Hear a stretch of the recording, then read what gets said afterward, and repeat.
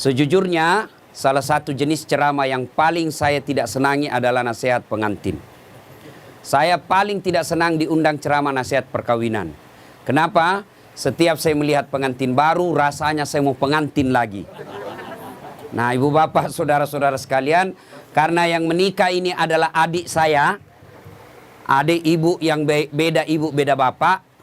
Andai saja saya tidak bersaudara hanya karena tidak dilahirkan oleh perut yang sama, tapi dalam prinsip-prinsip kehidupan persaudaraan rasanya saya adik saya. Makanya saya datang di tempat ini. Pun Bapak Ibu kalau melihat ceramah-ceramah saya di YouTube, itulah karyanya si Ali. Di sini dipanggil rupanya VJ. Saya panggilnya Ali. Ya, Ibu Bapak, saudara-saudara sekalian. Kesempatan ini saya ingin sampaikan beberapa nasihat. Bukan nasihat ustadz, tapi nasihat agama. Yang pertama, kedua mempelai. Nikah, luruskan niat. Umumnya anak muda menikah dia bayangkan tempat tidur. Kalau tempat tidur kau bayangkan untuk menikah, maka siap-siap kau kecewa. Kenapa? Nikmatnya itu hanya sementara. Begitu sebentarnya yang namanya tempat tidur, maka disebut bulan madu. Tidak dikatakan tahun madu. Karena sebentar saja. Maka Nabi katakan nikahilah seseorang karena 4 hal. Yang pertama, nikahi kalau dia laki-laki, Ali, nikahi dia karena kecantikannya. Ini penting cantik. Kenapa? Hampir 24 jam di depan kita. Baru bangun dia. Mau tidur dia lagi di depan kita. Mau makan ada lagi nih di depan kita. Pulang kantor dia lagi. Jadi kalau jelek, cepat kita bosan. Maka penting itu cantik. Ternyata cantik tidak boleh menjadi ukuran utama. Kenapa? Cantik ada batasnya, bahkan zaman digitalisasi sekarang ini bisa jadi cantik di YouTube, cantik di Instagram, cantik di Facebook, ternyata aslinya hancur. Kenapa? Ada kamera 360.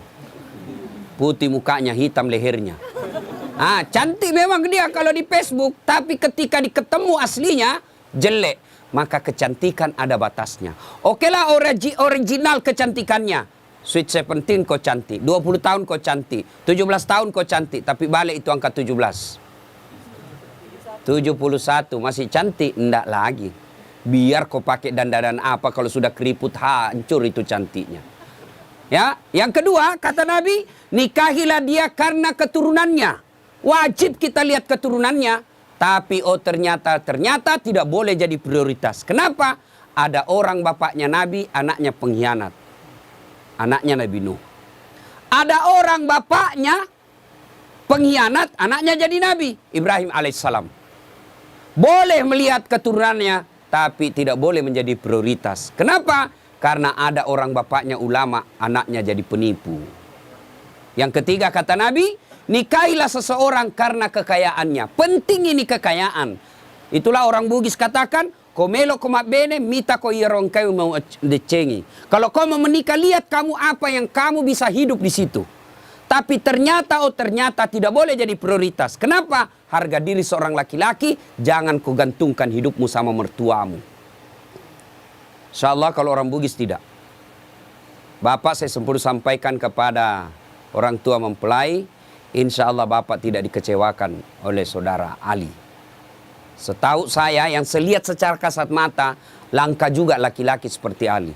Punya prinsip hidup, jujur, dan jangan coba-coba kalau mau dibilang bohong, insya Allah tidak akan Bapak temui di situ. Prinsip hidup yang paling penting bagi laki-laki adalah tegas. Ketika dia punya ketegasan, punya prinsip hidup, insya Allah anaknya Bapak akan dilindungi. Yang keempat, kata Nabi, nikahi karena agamanya. Bertanya mahasiswa saya di Unhas, Ustadz kenapa agama nomor 4? Mestinya kan nomor 1. Jangan salah paham. Agama betul nomor 4, tapi dia tidak titik di situ. Koma. Utamakan agamanya, karena dengan agama kau dapat semuanya. Mendapat perempuan yang cantik, keturunan baik-baik, anak orang kaya, penghafal Quran, rasanya kalau ada 100 cewek belum tentu ada 1. Ada yang cantik mukanya, hancur akhlaknya. Ada yang akhlaknya baik, mukanya kesurupan. Jadi untuk cari sempurna ini sangat jarang. Kalau ada perempuan di Dumai ini, ya sudahlah cantik, anak orang kaya, keturunan baik-baik, hafal Quran, kalau ada tunjukkan saya juga masih mau. Iya kan? Sangat susah. Maka Nabi katakan utamakan agamanya. Dengan agama, insya Allah mukanya tidak cantik, tutur kata dan akhlaknya mempercantik itu. Dia tidak kaya tapi akhlaknya baik. Dengan akhlak baik memperkaya dirinya. Dia tidak terlalu keturunan baik-baik tapi dia sendiri yang baik agamanya. Maka dia akan memperbaiki keluarganya.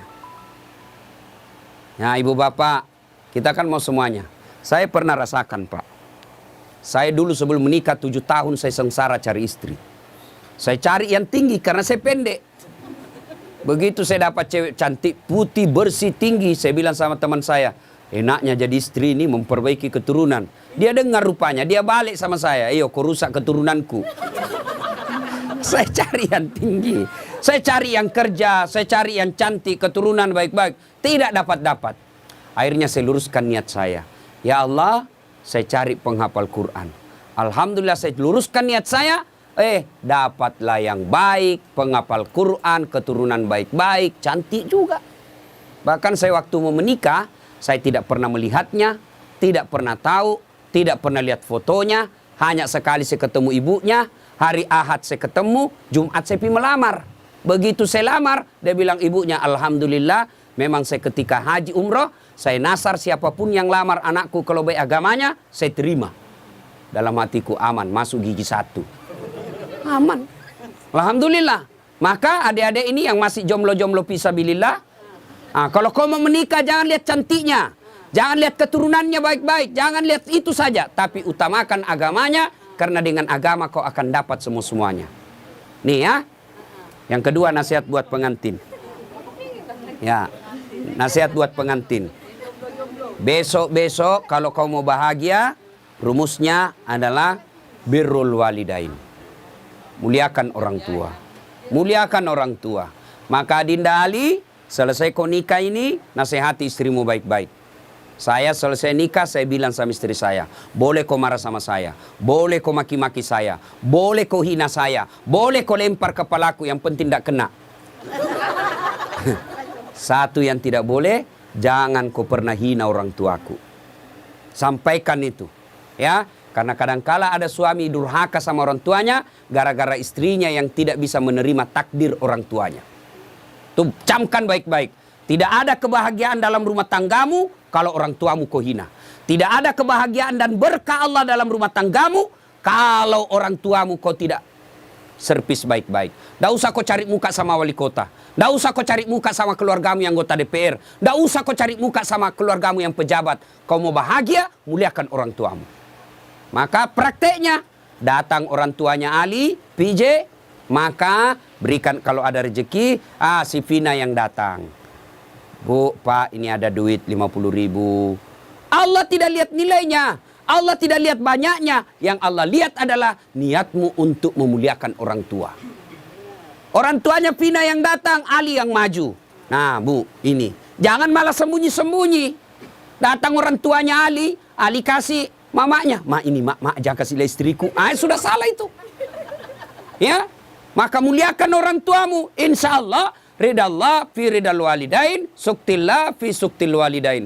Ridanya Allah tergantung ridanya kedua orang tua, murkanya Allah tergantung murkanya kedua orang tua. Ingat, ya. Buat Vina. Mungkin pernah baca kisahnya sahabat Nabi. Pergi suaminya perang. Pergi suaminya perang. Dipesan sama suaminya, jangan pernah kau keluar rumah sebelum saya pulang dari perang. Pergi suaminya. Ternyata orang tuanya sakit. Datang tetangganya. Bu, kau datanglah lihat orang tuamu sakit itu ibumu. Suami saya pergi perang. Dipesan tidak boleh pulang. Tidak boleh keluar sebelum pulang. Sudah. Datang lagi sakaratil maut. Datang lagi panggil. Bu, kau pergi lihat orang tuamu. Sudah sakaratil maut. Suami saya belum pulang. Datang lagi ketika meninggal. Kau datanglah terakhir kalinya. Ibumu sudah meninggal. Mohon maaf, suami saya belum pulang. Marahlah utusan ini, lapor kepada Nabi. Ya Rasulullah, tetangga saya keterlaluan. Mulai sakit, sakaratil maut. Sampai meninggal ibunya, dia tidak datang besuk orang tuanya. Kata Nabi, kurang ajar betul itu anak. Kenapa bisa begitu? Katanya dipesan sama suaminya yang lagi pergi perang. Jangan keluar rumah sebelum pulang dari medan perang. Mendengar ini, apakah Nabi marah? Subhanallah, Nabi justru menjelaskan, alhamdulillah diampuni dosa ibu yang meninggal karena punya anak yang taat terhadap perintah suaminya. Ibu-ibu, prestasi ibu bukan jadi anggota DPR. Prestasi ibu bukan jadi pejabat. Prestasi ibu ada pada suami. Fungsi utama suami bukan cari nafkah. Fungsi utama suami bagi seorang istri mencari ridhanya. Kalau ridhanya suami kau dapat, kau akan gampang masuk pintu surga. Kan perempuan itu gampang sekali masuk surga. 4 saja syaratnya. 1 sholat. 2 puasa Ramadan. 3 jaga harga diri dan keluargamu. 4 patuhi perintah suamimu. Kalau ini 4 kau lakukan kata Nabi, tuh 7 pintu surga tadkhulul jannati bisalam. Kau masuk pintu surga dari mana arah saja. Kan banyak orang sukses di kantor, hebat kerjanya, banyak duitnya, tapi nalantarkan kewajiban suaminya kepada suaminya, maka demi Allah kata Nabi, jangankan masuk surga perempuan seperti itu, baunya surga kau tidak dapat. Maka Devina, mulai hari ini kewajibanmu memuliakan suamimu. Kemana orang tua? Orang tua ketika sudah bertentangan dengan perintah suami, maka lebih utama mengikuti perintah suami. Kenapa? Karena sudah diserahkan ijab kabul. Bapak tadi lihat itu ijab kabul, namanya penyerahan. Ibaratnya, nah Ali, ini mobil saya kasih kau. Silakan kau pakai semau-maumu. Tapi dengan catatan jangan langgar agama. Selama tidak melanggar agama, kau boleh apakan saja di mobil. Besok-besok ternyata mau diambil mobilnya, tidak boleh lagi. Kenapa? Sudah diserahkan. Kecuali si Ali yang kembalikan itu mobil kepada orang tuanya. Nah, itu ya, lebih utama memuliakan suami. Tapi insya Allah tidak akan pernah terjadi misalnya Vina mau kali saya mau pulang dulu tengok orang tua saya. Tidak mungkin. Tidak usah kau pergi. Tidak mungkin. Tidak mungkin. Selama itu tidak bertentangan agama, insya Allah tidak akan diberatkan. Ibu bapak saudara-saudara sekalian, ini banyak yang saya mau sampaikan tapi waktu yang terbatas ya. Ini nasihat buat pengantin. Sekarang nasihat buat kita ini yang datang. 1, biasanya kalau ada acara pengantin begini banyak yang pulang bawa dosa. Kenapa pulang bawa dosa? Datang mencela acaranya orang. Sampai kue-kuenya pun dicela. Kayak basi. Padahal membungkus. Ini ibu-ibu Columbus. Tahu Columbus? Kelompok ibu-ibu pembungkus. Tidak boleh ibu bungkus itu makanan kalau ada seperti ini ya. Meskipun ibu saudara sama yang punya acara besok kita lihat. Tidak boleh ibu. Biasa hilang piring, hilang sendok. Dia bawa dengan piring-piringnya. Itu haram itu ibu. Ibu sama bawa makanan haram ke rumah sama daging babi kau bawa untuk anakmu. Tidak boleh ngambil tanpa izin. Meskipun keluarga kita yang pengantin. Yang kedua, biasanya kalau ada pengantin, banyak yang ibu-ibu tidak sholat. Coba kita lihat besok. Gara-gara apa? Make up. Dia kira tembok mukanya coklat, biru, abu-abu, krem. Wah, Masya Allah. Apalagi penyebab ibu banyak tidak sholat. Gara-gara jilbab. Jilbab sakaratil maut. Coklat, biru, abu-abu, kuning, dikasih miring lagi sedikit. Ada kayak pohon-pohon di belakangnya. La haula wala quwwata illa billah. Dia bilang suaminya, kau pergi sholat. Saya kasih habis duit saya 50 juta untuk umrah. Kau pulang umrah tidak sholat. Apa kata istrinya? Kau sadar pak? Saya sadar, saya suruh kau sholat. Pergi sholat. Dia bilang istrinya, ini kau lihat jilbabku 2 jam dipakai ini. Jangan sampai ada seperti itu besok. Bagaimana pengantin mau berkah acaranya kalau lebih banyak tamunya tidak sholat daripada yang sholat. Yang ketiga, biasanya acara pengantin seperti besok, banyak praktek mubasir. Ya, terutama air gelas. Terus saya lihat belum habis, nyucuk lagi gelas yang lain. Ya, jangan habiskan dulu. Itu uang semua yang punya acara. Hanya 1 iris kau bisa makan telur, jangan ambil yang banyak. Ambil 1 tusuk dia bisa makan sate, dia ambil 3 tusuk. 2 tusuk jadi sisa, itu mubasir, uangnya orang sia-sia. Lebih kau nambah daripada kau ngambil banyak-banyak. Ada juga orang pengantin, pergi pengantin itu kayak porsi mengamuk diambil. Besar betul, tinggi betul piringnya, tidak habis juga. Lebih kau nombo, tidak ada yang suruh nombo Ustaz, ya suruh sendiri. Saya biasa kalau sedikit aja dulu saya ambil, ternyata enak, baru saya bilang Ustaz, tambah Ustaz, mari. Coba, jangan sampai kita buang-buang, itu mubasir. Yang keempat, biasanya kalau ada acara pengantin seperti ini, besok kita lihat, biasa banyak tersinggung pulang. Kenapa tersinggung pulang? Merasa tidak dilayani. Ya, jauh-jauh saya dari Pekanbaru, habis duit saya pesawat, sampai di sini tidak diurus dengan baik. Tidak mungkin yang punya acara melayani ibu sepenuh hati. Kenapa? Ya jamaahnya banyak, tamunya banyak, jadi kita ngerti aja. Sampai ada yang pulang ngambek, nggak mau lagi saya ke sana. Kenapa? Setengah mati saya jauh-jauh, pakai baju baru, nggak kena syuting. Gara-gara syuting dia ngambek. Nah, ibu bapak, saudara-saudara sekalian. Nah, akhirnya adik Vina dengan PJ, kamu akan mengalami nanti geger budaya. Ya, persentuhan budaya yang berat. Itu pasti ada konflik, pasti. Ya, kalau tadi selama kau pacaran semua yang enak-enak. Ngomongnya iya kak, iya Dinda, hati-hati ada batu. Itu waktu pacaran. Salam sayang selalu, itu waktu digoda. Tiap malam video call, ya sayangku. Sudah ada anakmu 2 mulai aslinya keluar. Jatuh istrinya, di mana kau simpan matamu dong? Itu kalau mulai asli. Budaya ini akan ikut menentukan. Saya lihat tadi kalau budaya tadi apa itu berbalas pantun. Saya bilang kalau di Sulawesi tidak jadi pengantin kalau begini. Tidak ada yang bisa balas-balas pantun. Ternyata ya inilah budaya. Maka kuncinya adalah sabar. Ya, ketika terjadi konflik dalam rumah tangga 2 rumusnya. Ibu-ibu dengar ini. Ya, ini pengantin-pengantin baru juga kita semuanya. Ada yang baru 10 tahun, ada baru 2 anaknya. Pengantin baru juga namanya ya. Ketika ada masalah, ini kesalahan kita ibu-ibu banyak apa? Ada masalahnya curhatnya di Facebook. Ada masalahnya curhatnya di WhatsApp. Dia berdoa tapi di medsos. Ya Allah lindungi suamiku. Ya Allah bukakan rezekinya suamiku. Sibuk betul itu Tuhan mau baca statusmu. Ketika ada masalah kata Allah dalam Al-Quran, ada masalahmu, suamimu nakal, suamimu selingkuh. Tidak usah curhat sama orang lain. Ini ibu-ibu gampang betul dia curhat sama tetangganya. Ngapain kau cerita masalah rumah tanggamu ke tetangga? Besok-besok ada Vina bertengkar sama suami, jangan terlalu cepat cerita sama orang tua. Langsung kau curhat sama orang tuamu, kau telepon menangis-nangis. Besok 2 minggu kemudian akrab lagi. Apalagi kau sudah ungkap semua kejelekan suamimu. Tidak usah. Ada masalahmu, kata Allah, ista'inu bisabri wassalah. Sabar, perbaiki solatmu, saya yang selesaikan masalahmu. Bagaimana itu sabar? Aplikasinya. Alladzi idza asabatu musibah qalu inna lillahi wa inna ilaihi rajiun. Saya tidak sangka istriku begini. Saya tidak sangka suamiku begini. Saya tidak sangka mertuaku begini. Tapi itulah jodohmu. Maka lebih kau ucapkan inna lillahi wa inna ilaihi rajiun. Banyak rumah tangga yang akhirnya hancur gara-gara terlalu cepat curhat sama orang lain. Curhatnya lebih parah di medsos. 500 temanmu di medsos. 500 yang tahu rahasia keluargamu. Tidak usah kau cerita sama orang lain. Tidak mungkin dia cerita saya Ustaz.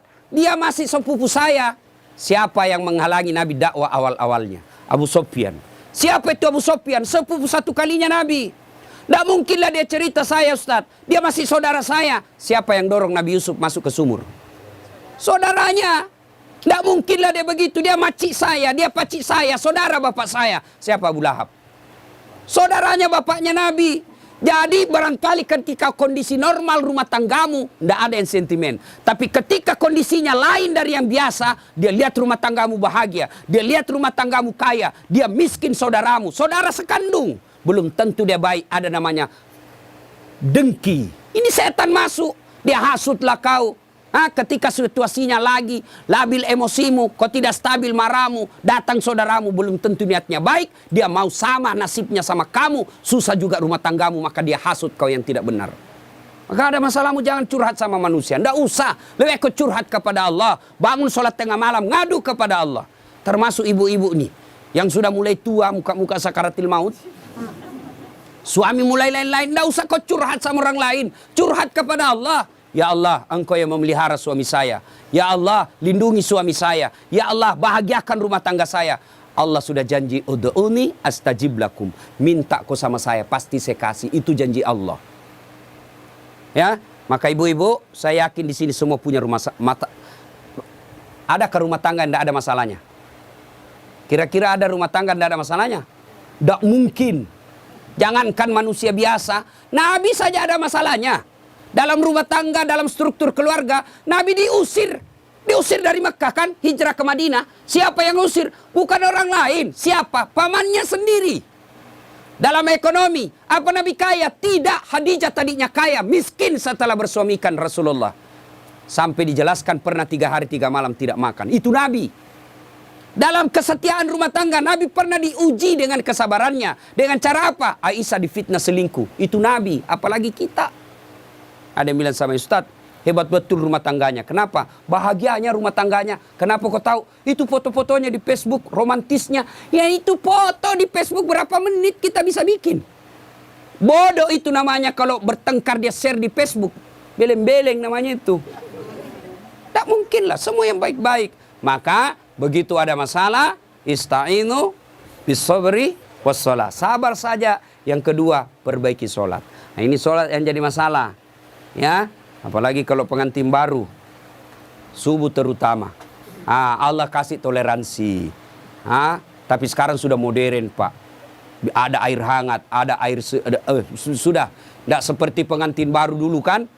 Rumah tidak ada kamarnya. Tamu 1 minggu baru pulang.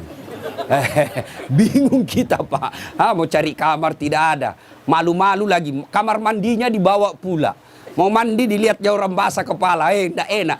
Sekarang aman. 1 kamar sudah ada kamar mandinya di dalam. Pun kalau kenapa malu? Kenapa mesti malu? Ini sudah halal. Ya. Nah, ibu bapak, saudara-saudara sekalian, banyak yang ingin saya sampaikan tapi waktu yang terbatas. Ada yang saya lupa satu lagi. Adinda Ali, besok-besok kalau marah jangan gampang bilang talak. Ini dengar semua laki-laki. Ya, marah jangan gampang bilang talak. Misal kau bertengkar langsung kau bilang saya talak kamu. Jatuh talak 1. Artinya masih boleh campur. Damai malamnya masih boleh campur.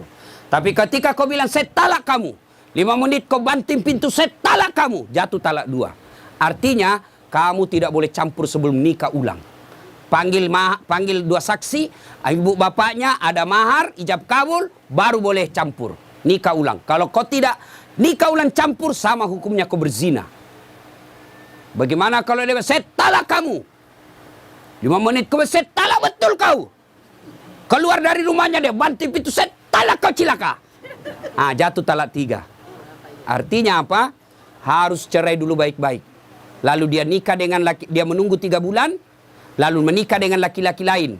Ternyata tidak cocok, dia cerai dengan laki-laki tersebut. Kau harus menunggu lagi 3 kali haid, baru kau nikah kembali. Hati-hati bilang talak. Bagaimana kalau perempuan bilang talak? Talaka, talaka, talaka, talaka, talaka, talaka. Biar sampai di atas pantatnya. Kenapa? Kenapa hak talak ada pada laki-laki, bukan sama perempuan, ya? Maka bapak ibu yang gampang-gampang, ibu bapak-bapak yang gampang marah, jangan kau gampang bilang talak. Marah bagaimanapun jangan bilang talak. Kalau dia bilang istrimu antar, kasih kembali saya ke rumahku. Oke, saya kembalikan kau ke rumahmu, saya ikut ke mertuaku. Anda jangan masalah seperti itu, ya. Besok-besok Ali cari harta, jangan menghalalkan segala cara. Tapi insya Allah, saya tahu betul ini PJ atau Ali sangat disiplin dalam soal halal atau haram. Insya Allah. Demikian, mudah-mudahan ada manfaat. Sebelum kita akhiri, mari kita kirimkan suratul Fatihah kepada Rasulullah Muhammad SAW. Khasiat dan keutamannya kita ikhlaskan untuk kedua mempelai. Mudah-mudahan menjadi keluarga sakinah mawaddah warahmah, diperkumpulkan bukan cuma di dunia, tapi insya Allah sampai di akhirat kelak. Ila hadatin Nabi Mustafa Muhammad SAW. Al-Fatihah. Bismillahirrahmanirrahim.